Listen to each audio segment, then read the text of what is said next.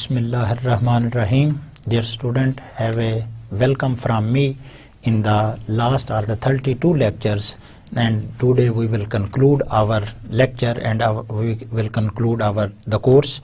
We traveled a lot very beginning to the end, and I will give you some of the recap at the second half of this lecture. But as usual, I would like to start from the previous summary because I don't want to go from this. I know that you have become a very habitual of this, because starting from the new lecture it is necessary to give you previous summary. However, today's lecture is totally different. It is not linked from the previous phenomena. However, what you learned about in the previous lecture, we talked about the recruitment process of the civil servants, particularly in context of the federal government. So it is a very interesting process, and all the rules and regulation are being written there, and all the procedure is being carried out under the Civil Servant Act 1973. There have been modification over time, and this we started from the probation, and we concluded it with some of the merits and the quota situation and the length of the service for the promotion of the next year. So I will just give you about that. We talked about the retirement, the reappointment, and the posting and transfers. This is mechanism there, leave is there, pay is there. So everything a civil servant is entitled about this, and all these things are being carried out under the certain procedural framework of the Constitution. From going to the merit and quota, I would like to give you that you should be critically aware and critically smart that during service you do not have to face any of the disciplinary action.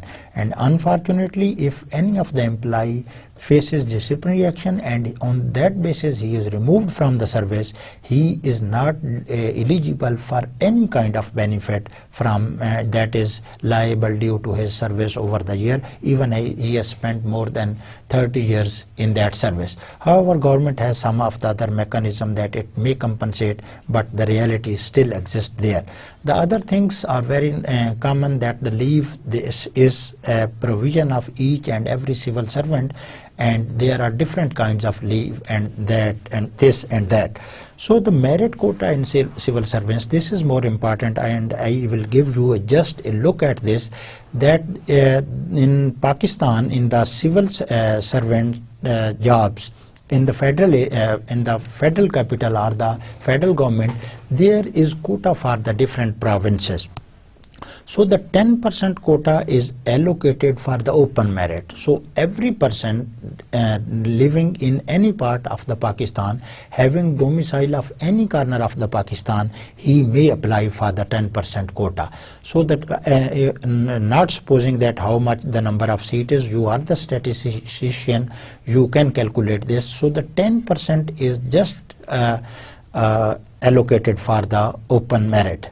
Then there is 50%, almost not the equal, 0.5% goes to the Punjab, including the federal capital. So Punjab plus federal capital get the 50% of the seats that are advertised in any of the federal agency or the federal capital, federal planning or ministry and whatsoever. The next, now 60% is over. Now what is there? Now what is the remaining 40? The 19% go to the Sindh province.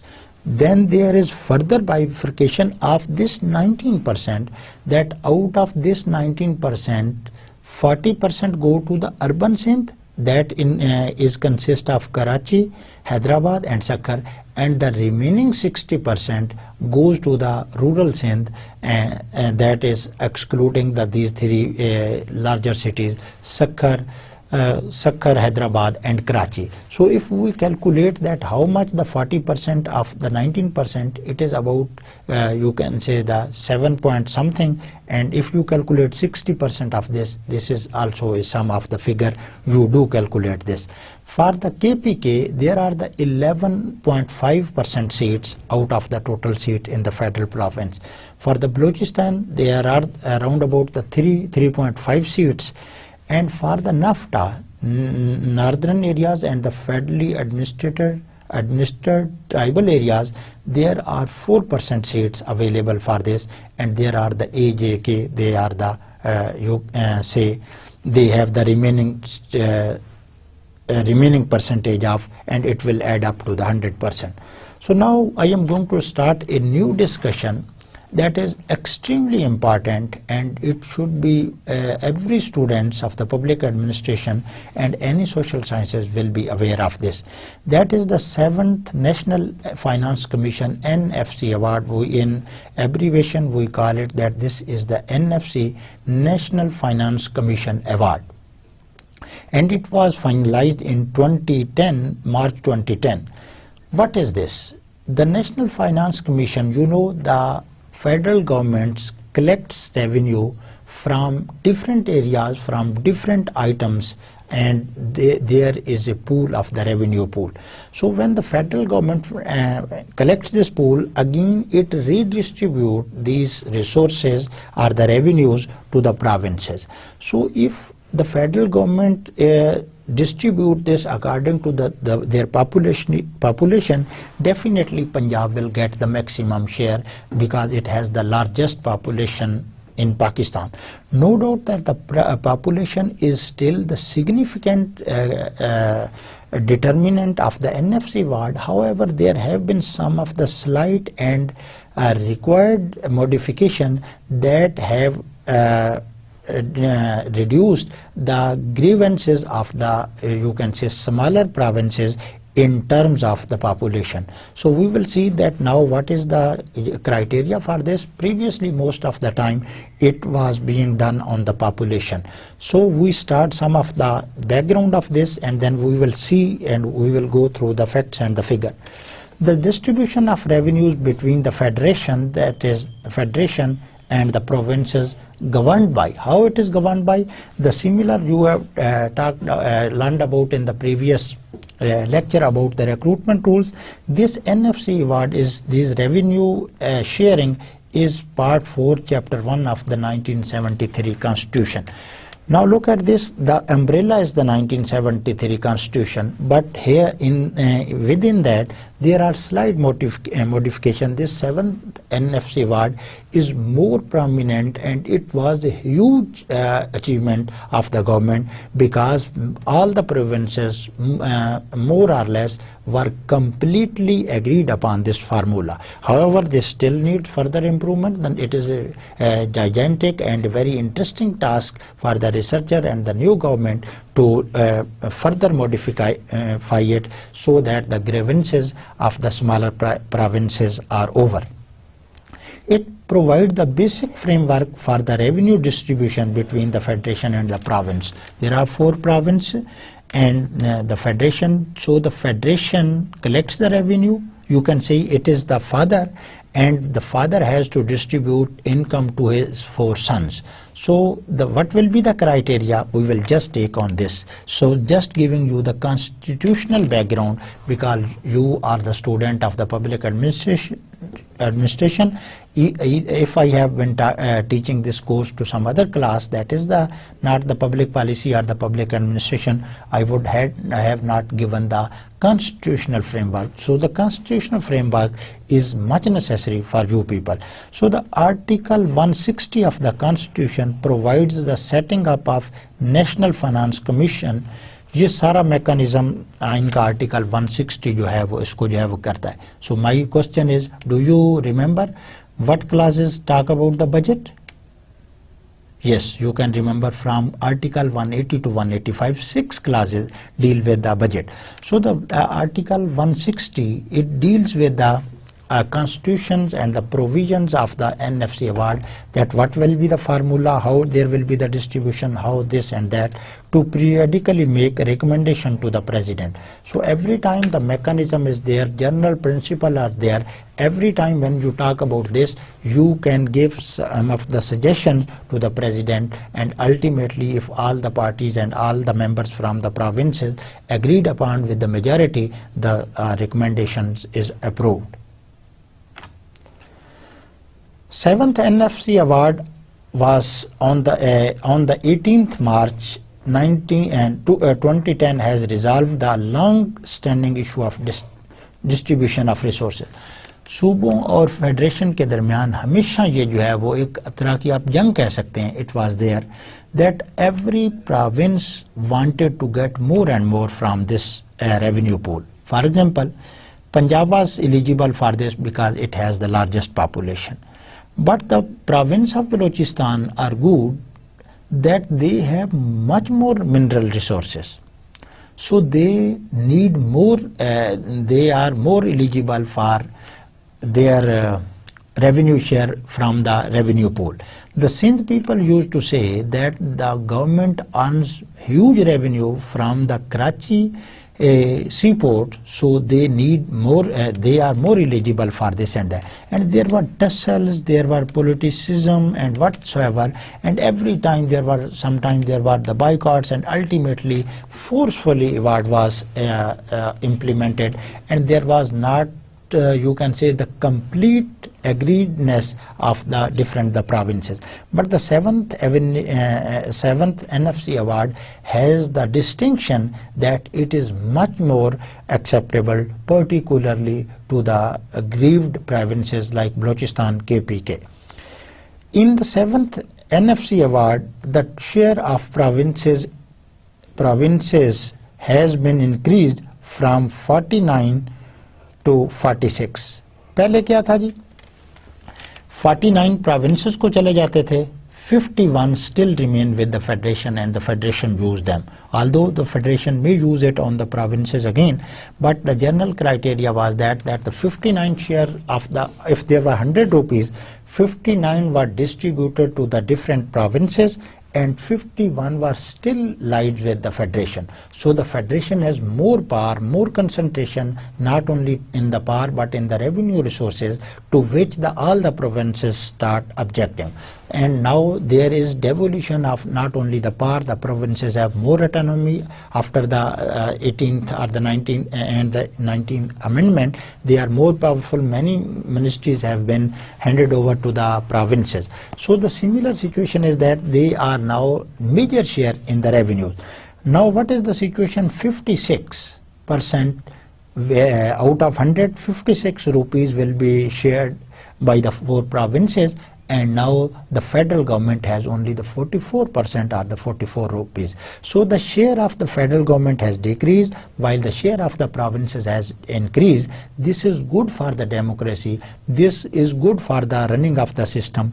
Now the share of the provinces has been increased up to 56%, and the federation has only 44%. It is extremely good for the provinces, because the more powerful are your provinces, the federation becomes more powerful, because the provinces has no objection on the federation. But if the federation gets the lion's share, the province think that their money is being snatched by the federation.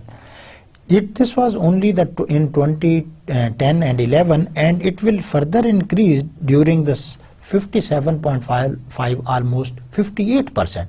Now the share of the federation is decreasing over time. If I give the graphs, this share is now decreasing, and it is a good gesture for the coming year, during the remaining year of the award. So it will keep on gradually, and at its time will come to an end when there will be the 8th NFC award. We further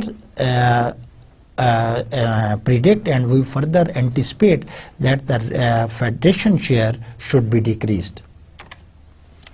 The traditional population based criteria has been changed.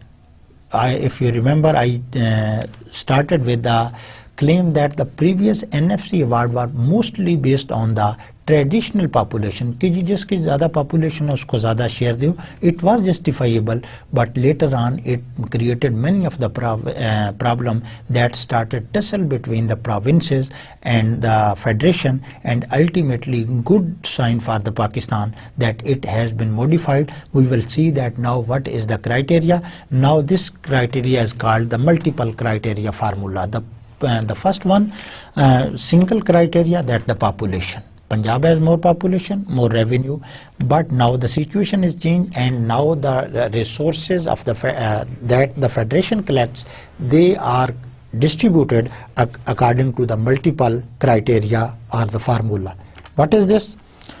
The multiple indicators and their respective weight. Now there are 4 indicators and what is their respective weight. पहले क्या था कि total weight जो है 100% जो है वो population को जो है वो जाता था, only one indicator deciding the whole NFC award. So what is there now? The population still gets the major and the line weight, yet it has been decreased from 100% to 82%. So it means now the Punjab that is the highest population, its claim due to population has been a bit decreased.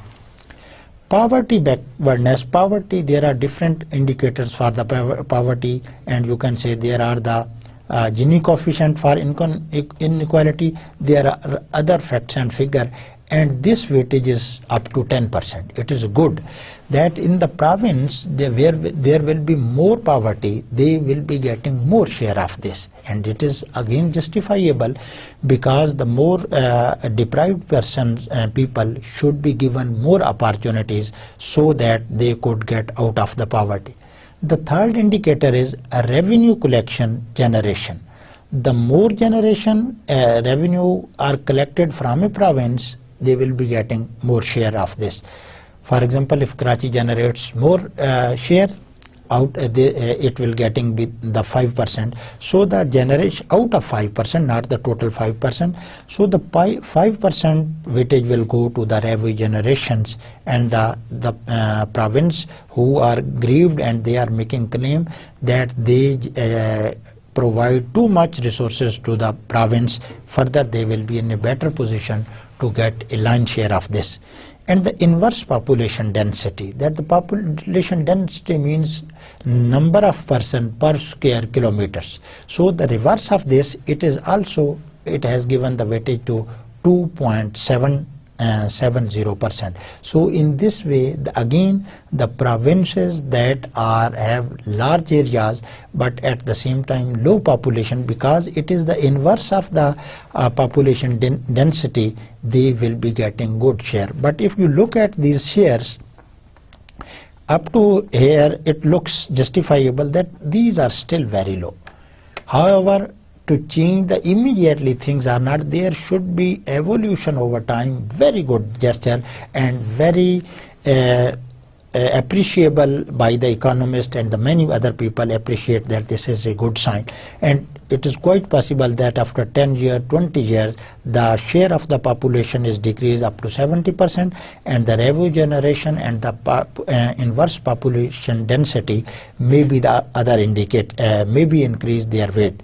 So and it is also possible that the 5th indicator may appear, 6th indicator may appear as a seen, and it has some of the contribution because the knowledge and the refinement of the theories keeps on increasing. The more information you can, for example, I can say that if a province is more, it is just my suggestion that we will see that how a province is being affected by the natural casualties or the natural hazards, and you can say the other such kind of this, that there is a war on terror. So this could be the one proxy or the 5th proxy. It is highly debatable. Do not think that this is the final solution. It is highly debatable. However, such kind of indicator may be included into the NFC award to just finalize this. Now if we see a chronological of this, how we have improved over time, look at here in 2006-07. Do you know why I have written 2006-07? Yes, these six first year month are from the 2006 year, because our financial year is comprised of 2 years, half from the previous year and half from the current. So that's why we write this one 6 and 7. In 2007 the share was only 41.50. तो जो है वो federation के पास कितना था, almost 60%. Now look at there is gradual decrease. If I write here the federation share, so what will be here is the gradual decrease, gradual increase over time, and you will see the share of the federation will gradually decrease. It was 41, gradual decrease in the next year, gradual further and further, and now into 2011-12 onwards it is 57.5, and we hope for the best that in the next NFC award, whenever it comes, there is a further improvement in it. The comparative composition, this is the word comparative position of share of provinces in the divisible pool. अब आप जो है वो देखें कि here are the 4 provinces, share of the basis of previous award, and what the NFC award, grant for war on terror and grant for compensation on account of OZNT, and total share. Look at here. It was 53 in the Punjab in the previous NFC award. Now it has decreased. It means the Punjab has made sacrificed in favor of the other provinces. Definitely 1% is a huge amount in the budget. It is not your and me budget that the 1% is not significant. In government, 1% sacrifice is a huge and massive and stellar amount of money that is being, you can say, with the other. So the total share is now it's 51.74. If we look at the Sindh, its share has also slightly decreased. For how much? I can say that almost 0.40%. So it is still a significant amount, and there is grant for compensation on account, and this is, and it's, if we add it up, this is here. KPK 14.78, slightly against decreased. There is a grant for war on terror, and its share is 16.42. And Balochistan, it was 7.05 in the previous NFC award. So all sacrifice goes to the 90 and this Balochistan. And here you can see that there is a 100% and this is 100% also. It means that all the her province ने अपने अपने हिस्से के हिसाब से in favor of Balochistan जो है वो compensation की है. The Punjab is leading from the front because it is almost more than 1%. That is a significant amount, and the Sindh has also done same, KPK. So the resources has been withdrawn from these 3 bigger provinces in context of population, and they have been given to the Balochistan. So after giving you a summary, a smart snapshot of the NFC award, now it is time to go through the course. As I promised that in the second half of the course I will be talking about the whole journey that we traveled from the very first lecture to the 32 lectures. So what is, I have given it the rename of the recap of the course. If you remember, in the very first lecture we tried to differentiate between the public policy and the public administration. Public policy is the legislature side, and you can say that the public policy maker just frame the policies, and the public administration is the implementation of these policies. And if there is a gap between the public policy and the public administration, it is called the efficiency gap, that it is not being implemented. In case of Pakistan, like that and many other developing countries, this is a very significant gap, and the public administrative do influence the policy. I remember from this we put some of the focus on this, that because they have the live experience, they have to appear in the briefing to the policy makers, so they can affect the policy making process in one way or the other. So, and sometimes there is the situation when there is no policy, then the public administrator has to decide on the basis of their previous experience and the context of the situation, and it is a very critical type of the public administration. However, if a public servant or a public administrator is totally impartial, he can take a good decision in this situation. Then there were different approaches to study the this public administration, and I remember we spent lectures over lectures in this, just building our base on that what are these approaches. A behavior approach that just see it is kind of a positive approach, nothing telling about that how to do this. Systematic approach, starting from the first step and going in this way. Ecological approach, this is a new intervention into the system. Public choice approach, that this has also, we talked about this, and the contingency approach, that it is according to the situation. The more applicable is nowadays this one. In definition, the role of the Weber and Wilson, two giant social scientists, their role remained significant. There were other Tulips and Gulick, also we talked about this, but these are the shining star in the definitions and the explanation of the public policy and the public administration. History of public administration. From the very first day, the history of the public administration starts. For example, if you remember, we talked about that the Romans were first person who just emphasized the importance of the public administration, and due to their public administration efficacy, they ruled the world over the several years. They framed some of the laws for this, and particularly this was happening in the army, because at that time army was the most powerful institute, and they were making all their decisions in respect to this. So the army was categorized into different troops, the senior officer, the lower officer. The names are not that I am telling you at this stage, but there was that they just introduced this because they recognized the importance this. Significance of the public administration. Public administration plays a critical and the pivotal role in any development of states.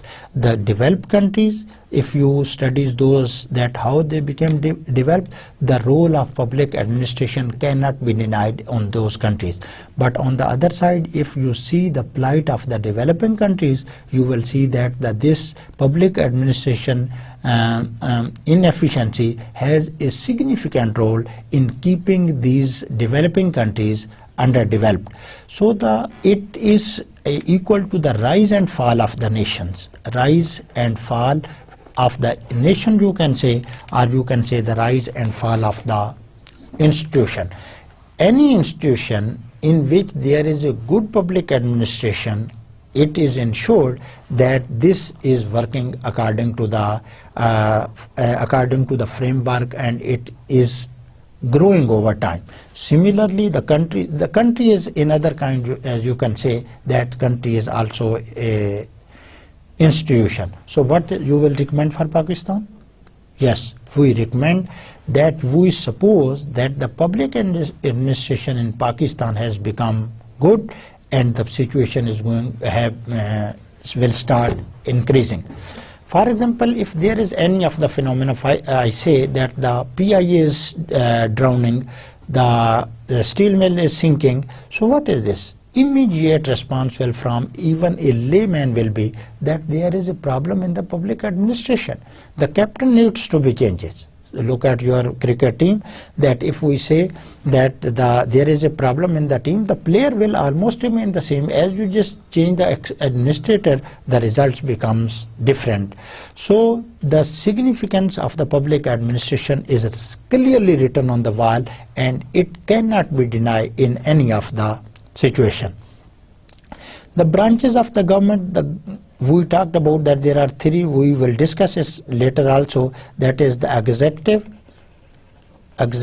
the other is the legislature,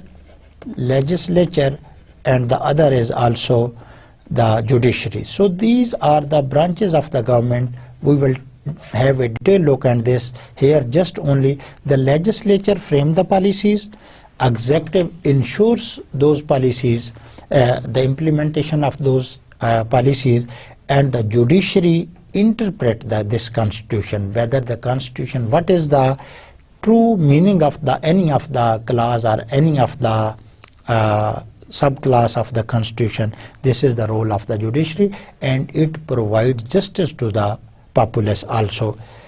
History of after this we started, and I remember that there was huge discussion, massive discussion on the history of decentralization in Pakistan. Why was huge discussion on this? The only reason was that there were two reasons. That now Pakistan in 2000 there was a new devolution plan in Pakistan, and in all the developed countries the powers are decentralized to the grassroots level.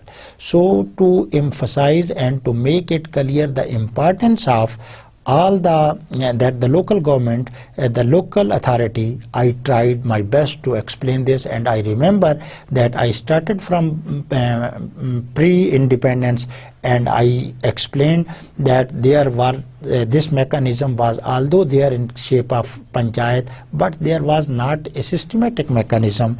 However, the head of the village or the nambardar and what you call it, there was such kind of thing, because the district or the British have to convey their message, they have to collect their revenues, so they have just such kind of the system for the disbursements of the justice. There was automate the panchayat. It has not the constitutional support. However, the system exists there, and then there was the improvement. Over this, then there was after the after the independence, we started it that all the governments tried to adopt this decentralization, but one thing was interested, that the military dictators were more inclined towards this. Would you like to give the answer of this phenomena, that what was the logic behind this? Yes, the logic was the simple. What was the logic? That they had no their roots in the population, in the people, so they tried to just show people that they are being governed by their local representative.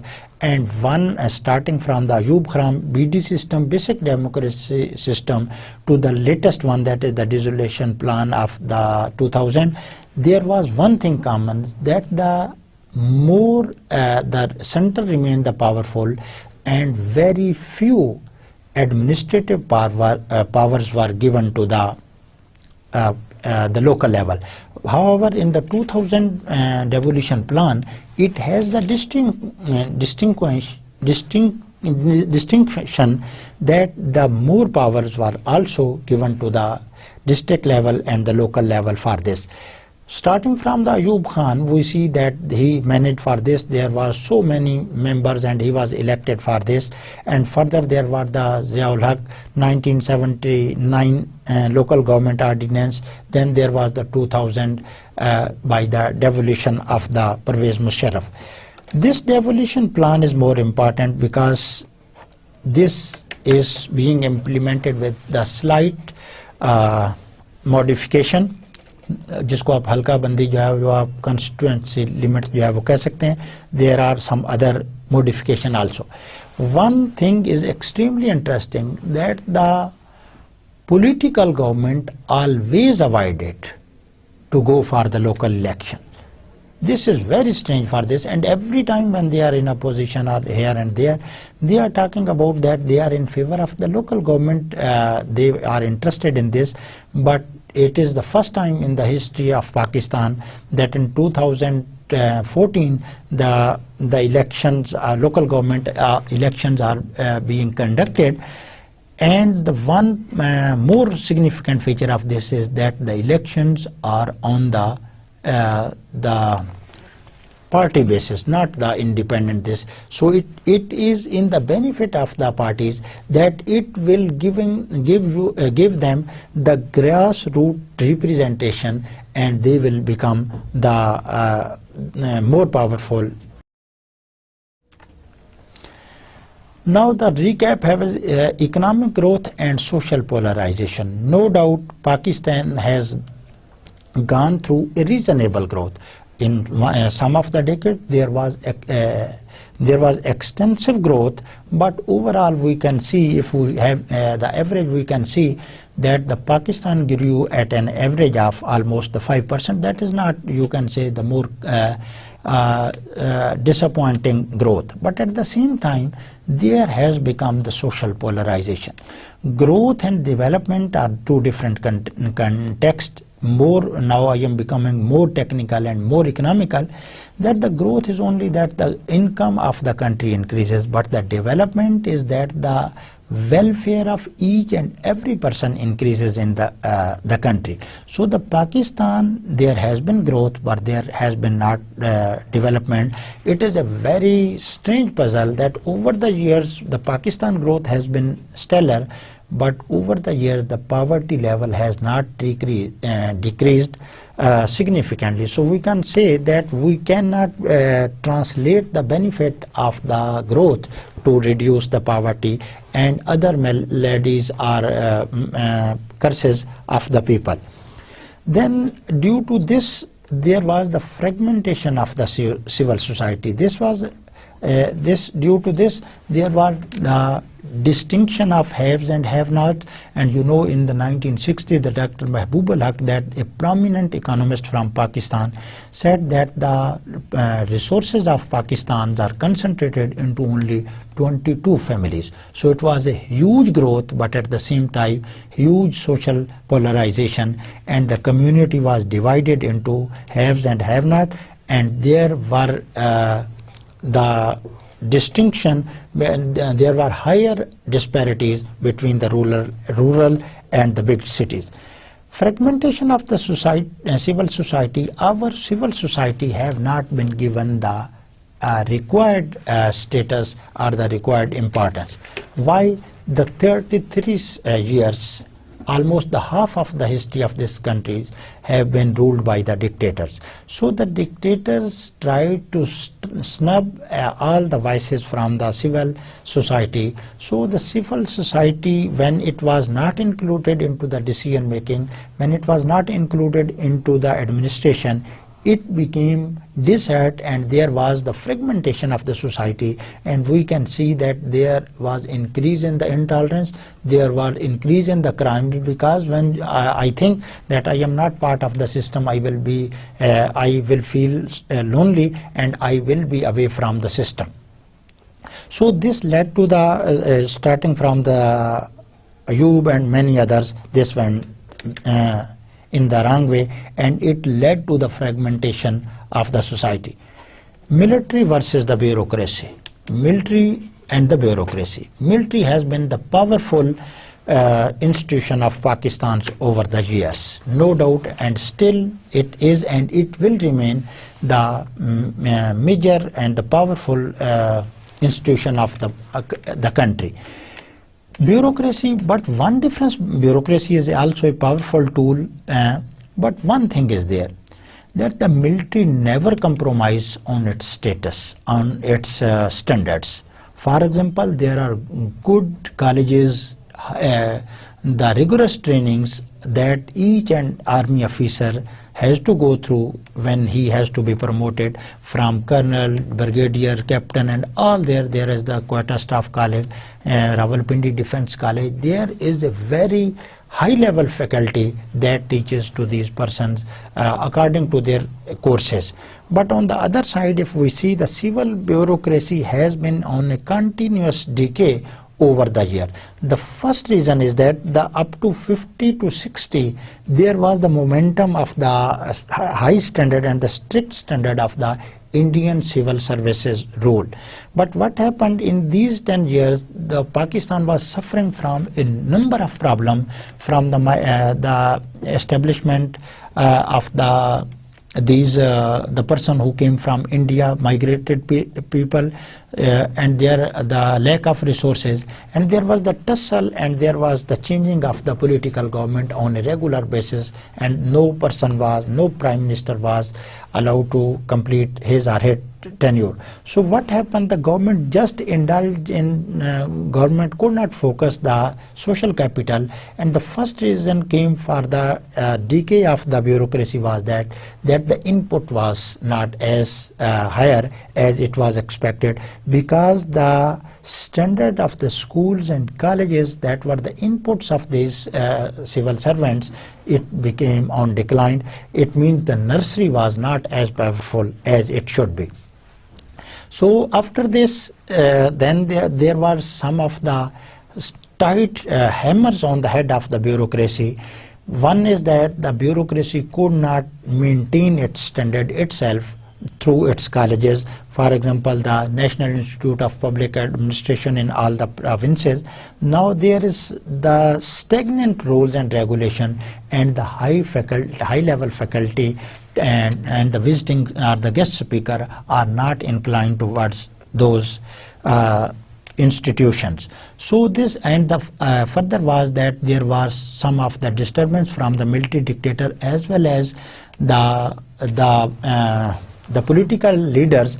For example, the Ayub Khan and the Yahya Khan dismissed many of a number of bureaucrats without giving them any of the chance to appear before the courts. Courts were also the puppet, and they always the puppet of the military dictator. They are just the showpieces, and they are working on the military dictator's directions. In past few years, we have seen a different phenomena for this. Zulfikar Ali Bhutto also did the same thing, and he introduced a new methodology that any person who was in the good books of the political muster, he was appointed for this. So this discouraged the civil bureaucracy. And the last one, but not the least, is that there have been not such salary package, competitive salary package, that led towards the corruption that ultimately became one of the biggest reason of the decay of the bureaucracy. There is the criticism of the bureaucracy, on the bureaucracy. Why this is the criticism? The criticism is true. Why there is the criticism? The biggest criticism is that the bureaucracy has a lust for power. Yes, the bureaucracy has a lust of power, and bureaucrats try to subordinate their people, and they want that the people bow before them and surrender before them. And for this purpose, they ignore their fundamental duties, that they are the servant of the nation. They just try to rule the people, and they show their mighty powers that are in lies with not with them but with their chair that the state has provided to them. So every misuse, particularly in the law enforcement agencies, and particularly in the police, when even a very low rank officer like the SHO, he becomes a pharaoh of that area, and he is so powerful that every person is, you can say, surrendering before him. Now, however, the situation has started changing. And the other the criticism is that there is the red tapeism. Yes, there is slow process of this. The files start from the very beginning. It takes time to reach the secretary, that is that every highest level. And if there is even the approval, it comes at the same time. It takes time, and time is the money, the most precious resource for any of the country. Then there were other criticism for this. Then we talked about the parliament. Parliament, in the Pakistan, there is the parliament form of government. Parliament has two houses. The one is the upper house, that is called the Iwan-e-Bala, that is also called the Senate. Three names for this: upper house, Iwan-e-Bala, and the Senate. And there is the lower house, that is the National Assembly, Iwan-e-Bala, Iwan-e-Ziri, or the Majlis-e-Shura. So these are the two names for this. In the National Assembly, all the provinces has representation according to their population. The total number of seats, including the minorities and the specified for the women, that is now up to 342. 342 members are of the National Assembly. So the Punjab has the highest level as compared to the other provinces, because the National Assembly is the representation of the total population. Now it means that in the legislation process, the higher the most populated provinces has higher share. To reduce this and to enable all the provinces to make them equally representative, there is Ivan Ibala, that is the Senate. So there is the total number of 104 seats, including technocrats, each and every one. Each province has the 26 seats for this. So the National Assembly and the Senate, they constitute the parliament system. The president is head of the constitutional head of the states, and he is being elected from all the provinces, from the provincial assemblies and the senates and the National Assembly. So he is called that he is the representative of the federation, not any of the province. After this, the Prime Minister, that has the true and the executive powers, he is being selected by the National Assembly by the simple majority. For example, if there are 342 as there are in Pakistan now, if any of the Prime Minister get 174 members support, he will be eligible for the Prime Ministership. In Pakistan, the tenure of the Prime Minister as well as the President is the 5-year, and for the Senate member it is for the 6 year. So after every 3 years, half of the members of the Senate get retired, and they are then being elected by the different provinces, and the provinces have the different, you can say, the mechanism for this. Then there is a mechanism of the cabinet. The Prime Minister can choose any of the member from the Senate, from the National Assembly, to be his part. He can assign any of the portfolios to each and every person. So each federal minister becomes the political head of that ministry. On the administrative side, the secretary is the administrative head of that ministry. So secretary gives briefing to the federal ministers, and they are in a position to answer many of the questions that are raised by the opposition in the in the parliament there. At the provincial level, there is the chief minister, that is the political head of the province. There are the governor, that are representative of the federation, and the president has the power to appoint any person as the governor for this. For the governorship, there is not necessary that he should be the elected member. Similarly, however, for the chief minister, it is necessary that he is the member of the provincial assembly, and for the prime minister, it is necessary that he is the member of the National Assembly. But for the president, there is no compulsion that he is the member of any of the national or the provincial assembly.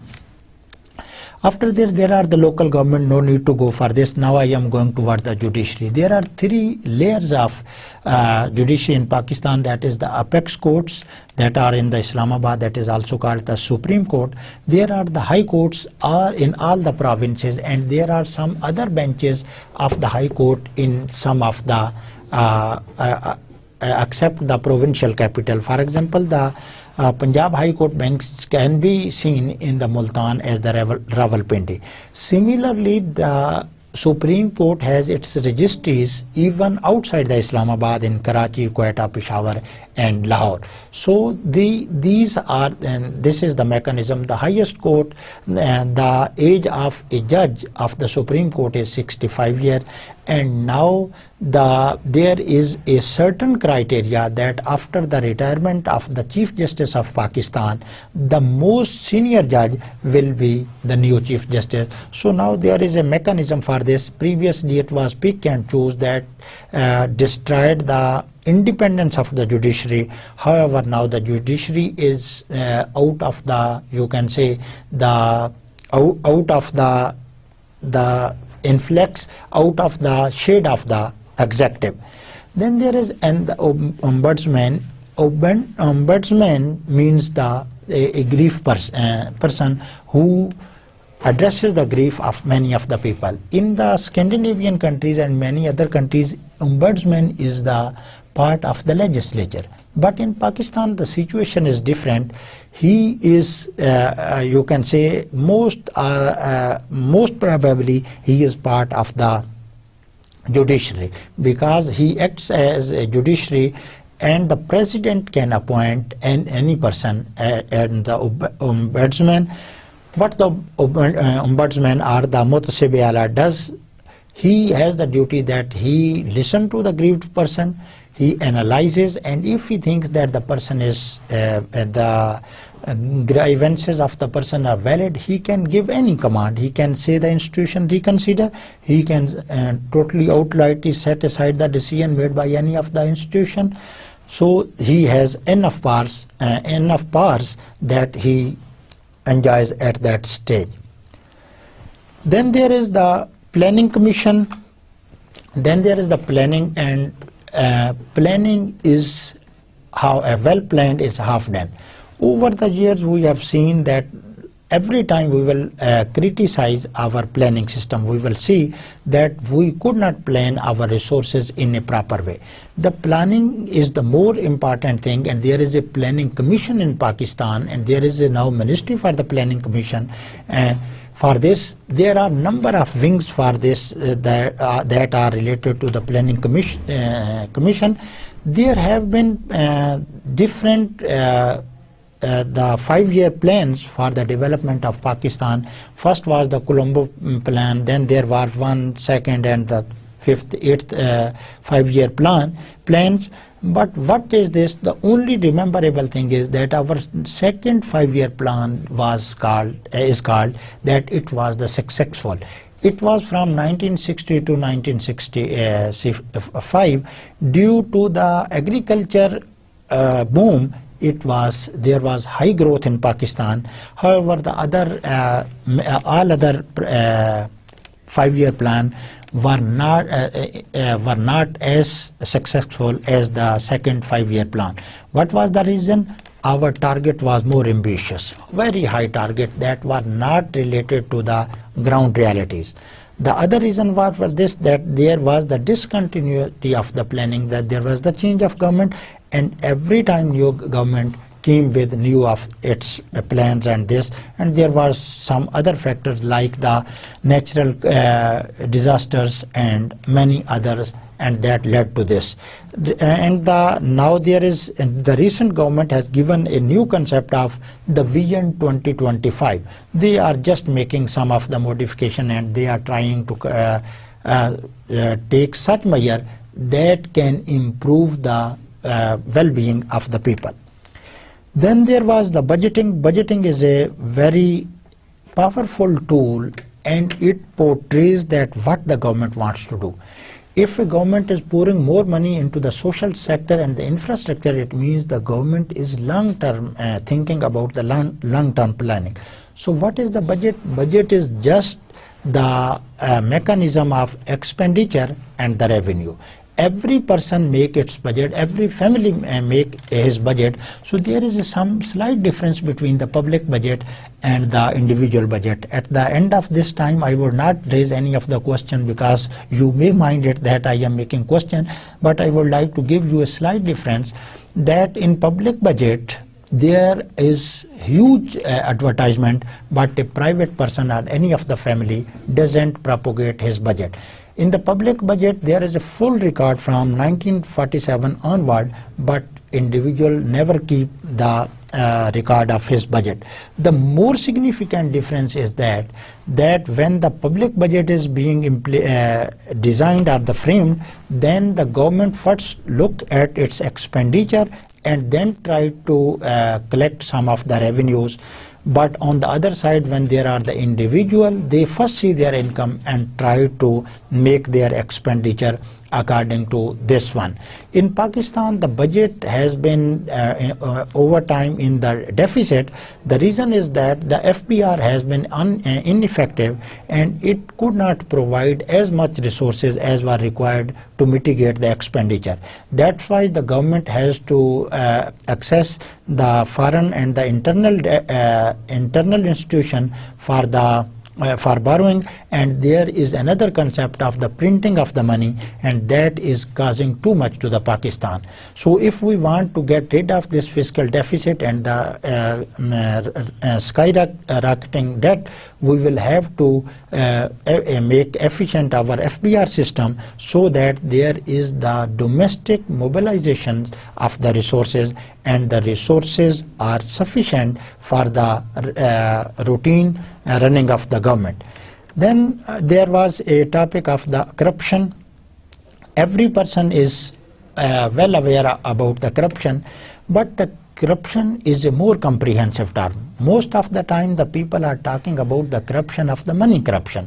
There are the scandals and the scams.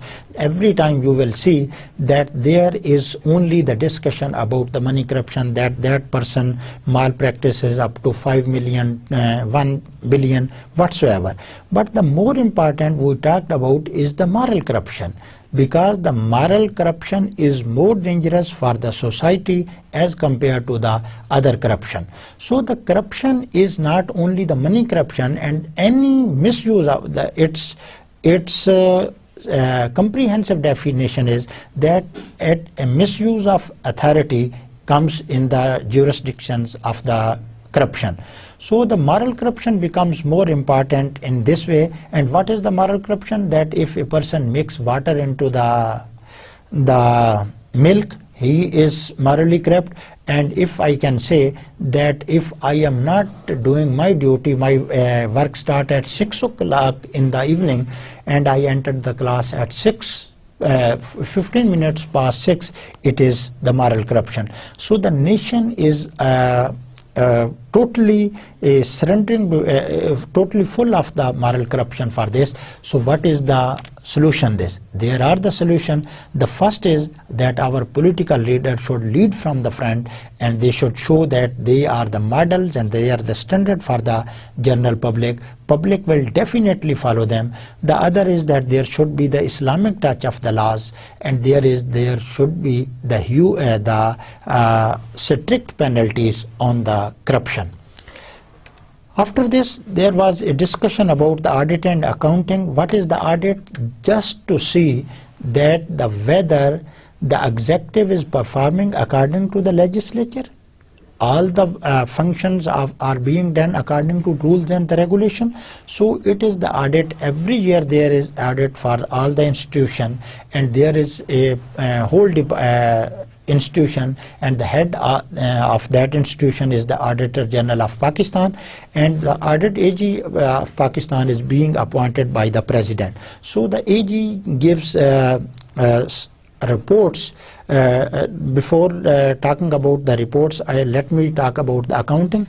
Accounting provides the base for the audit. And accounting is, what is this? Just the calculation and the maintaining mechanism for any of the transaction with its receipts. So if you are head of any of the institution, you are making a transaction, keep in mind that keep a proper record of accounting of this, because every year there will be audit, and if there are there are discrepancies in the audit, you will have to face severe consequences. However, the audit para can be changed by some of the bribe. The Auditor General presents reports to the President. The Public Accounts Committee discuss this, and the Public Account Committee is now so powerful that it can call any of the head for any of the transaction to be justified. If it is, if the PAC, the Public Accounts Committee, is convinced that by the justification, well and good, but if it is not satisfied, it will be, the Public Accounts Committee can order the recovery of that amount from that person. By completing audit and accounting, then there was the Federal Board of Revenue. Previously it was known as the Central Board of Revenue. The only function of this is to collect and levy tax and the collect tax to provide revenue side of the government. Its role has been not as effective. The chairman, its chairman is appointed by the President of Pakistan, and the FBR chairman is also the secretary of the revenue division. So it has the dual, you can say, the powers, and it enjoys the powers for most of the time. Then the last discussion was about the civil servants, and the civil servant we talked about that there is a prescribed procedure for the civil servants. According to this, they are being recruited. There are the prescribed procedure for their probation, their permanent, their posting and transfer, their retirement, pay, salary, their leaves, and etc. Everything is there. Even there are the clauses for the reappointment of this. Then we lastly talked about the quota system, that how in the federal government, it should be remembered that quota system applies to the federal vacancies. It doesn't apply to the provinces. After this, we just have a snapshot of the 7th NFC award. That is the formula to just redistribute the revenues that are collected from comes to the federation. So the federation redistribute all these resources back to the provinces, and the 7th NFC award has the significance that it has changed the previously one weightage formula that was just on the population, but now there is multi-weighted formula, and the weightage of the population has decreased from 100% to 88%. There is another formula of the revenue generation, the population in density reciprocal, and these are some of the indicators for this, and it has relieved many of the grievances of the provinces. So all the provinces have agreed on this. So this was a brief snapshot of the whole course that we covered in 32 lectures. I am sure that you have learned a lot in this lecture, and you will be consulting those books that I have recommended in the course. So have a nice so thank you very much for your keen attention and over a long journey with me. Take care, goodbye, and Allah Hafiz.